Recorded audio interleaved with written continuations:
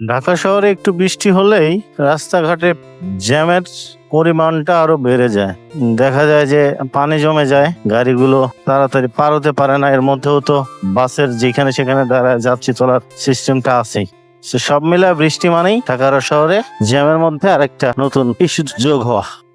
আর ঢাকা শহরের এই মিরপুর রোডের মধ্যে সবচেয়ে খারাপ অংশ হলো এই কল্যাণপুর থেকে ২৭ নম্বর পর্যন্ত, এবং ২৭ নম্বর থেকে কল্যাণপুর পর্যন্ত রাস্তা হচ্ছে সবচেয়ে জঘন্যতম রাস্তা। এই রাস্তার কোনো মা বাপ নাই, না মেরামত করে না কোনো কিছু করে, শুধু আইল্যান্ডের সৌন্দর্য বর্ধনের কাজ করে, কিন্তু রাস্তা মেরামতের কোনো নাম নিশানা নাই।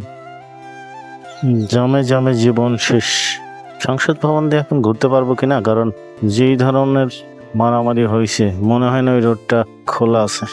জিয়া উদ্যানের রোডটাও ব্লক, সংসদ ভবনের রোডটা এখনো জানি না, তবে জিয়া উদ্যানের রোডটা ক্লোজ করে রাখছে।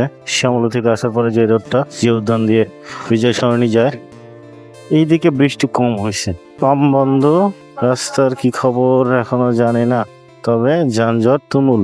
কারণ অনেক গ্যাঞ্জাম হওয়ার কারণে অনেক সময় রাস্তা বন্ধ ছিল, বন্ধ থাকার কারণে রাস্তায় যানজটটা বেশি হয়ে গেছে, ঢুকতে দিচ্ছে না, রোডস আর ক্লোজ। সো আমি দেখাতেও পারলাম না কি অবস্থা ভিতরে। পুলিশ সেনাবাহিনীর শক্ত অবস্থানে আছে এখন, কারণ হলো